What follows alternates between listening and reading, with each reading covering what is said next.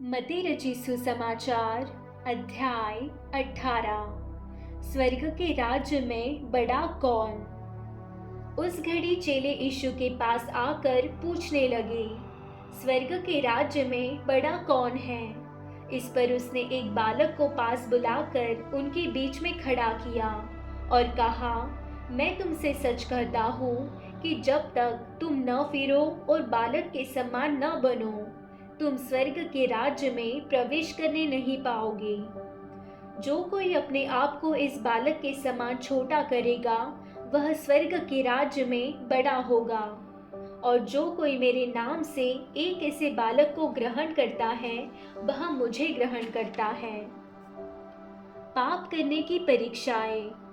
पर जो कोई इन छोटों में से जो मुझ पर विश्वास करते हैं, एक को ठोकर खिलाए, उसके लिए भला होता कि बड़ी चक्की का पाट उसके गले में लटकाया जाता और वह गहरे समुद्र में डुबाया जाता। ठोकरों के कारण संसार पर हाय। ठोकरों का लगना अवश्य है, पर हाय उस मनुष्य पर जिसके द्वारा ठोकर लगती है। यदि तेरा हाथ या तेरा पाँव तुझे ठोकर खिलाए, तो उसे काट कर फेंक दे। टुंडा या लंगड़ा होकर जीवन में प्रवेश करना तेरे लिए इससे भला है कि दो हाथ या दो पाँव रहते हुए तो अनंत आग में डाला जाए। यदि तेरी आँख तुझे ठोकर खिलाए, तो उसे निकाल कर फेंक दे।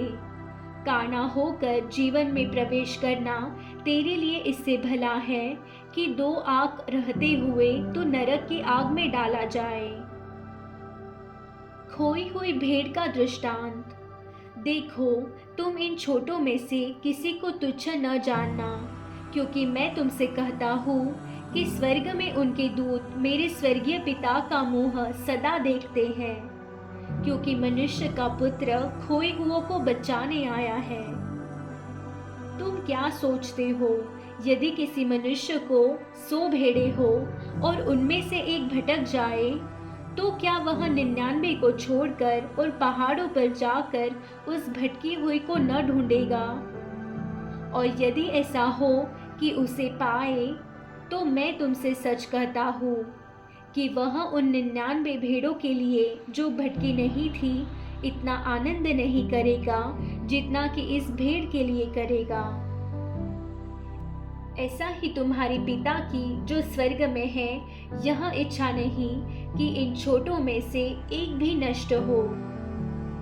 अपराधियों के प्रति व्यवहार।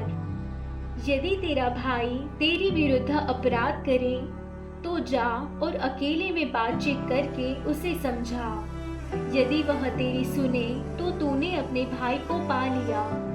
यदि वह न सुने, तो 1 या 2 जन को अपने साथ ले जा, कि हर एक बात 2 या 3 गवाहों के मुंह से निश्चित की जाए। यदि वह उनकी भी न माने, तो कलीसिया से कह दे। परंतु यदि वह कलीसिया की भी न माने, तो तू उसे अन्य जाति और महसूल लेने वाले जैसा जान। रोकना और अवसर देना। मैं तुमसे सच कहता हूँ, जो कुछ तुम पृथ्वी पर बांधोगे वह स्वर्ग में बंधेगा, और जो कुछ तुम पृथ्वी पर खोलोगे वह स्वर्ग में खुलेगा। फिर मैं तुमसे कहता हूँ, यदि तुम में से 2 जन पृथ्वी पर किसी बात के लिए एक मन होकर उसे मांगे, तो वह मेरे पिता की ओर से जो स्वर्ग में है उनके लिए हो जाएगी। क्योंकि जहाँ 2 या 3 मेरे नाम पर इकट्ठा होते हैं, वहाँ मैं उनके बीच में होता हूँ। निर्दयी सेवक का दृष्टांत। तब पतरस ने पास आकर उससे कहा, हे प्रभु, यदि मेरा भाई अपराध करता रहे, तो मैं कितनी बार उसे क्षमा करूं?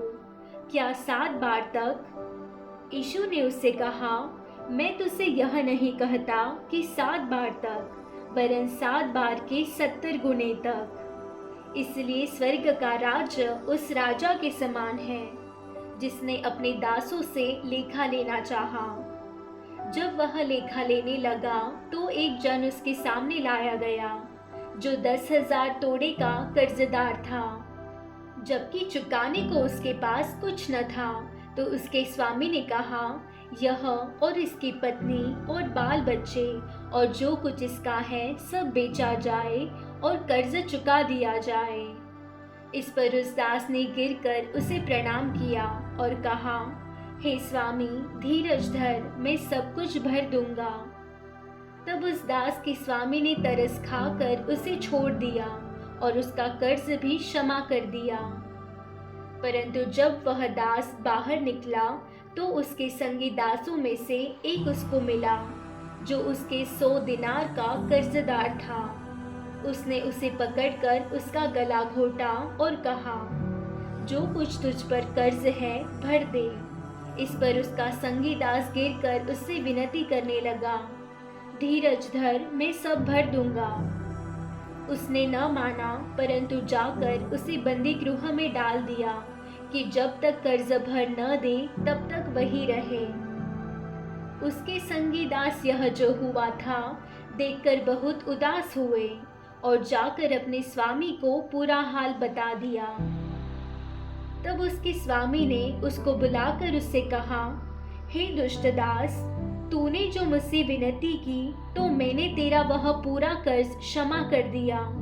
इसलिए जैसा मैंने तुझ पर दया की वैसे ही क्या तुझे भी अपने संगी दास पर दया करना नहीं चाहिए था? और उसके स्वामी ने क्रोध में आकर उसे दंड देने वालों के हाथ में सौंप दिया कि जब तक वह सब कर्ज भर न दे तब तक उनके हाथ में रहे। इसी प्रकार यदि तुम में से हर एक अपने भाई को मन से क्षमा न करेगा तो मेरा पिता जो स्वर्ग में है तुमसे भी वैसा ही करेगा।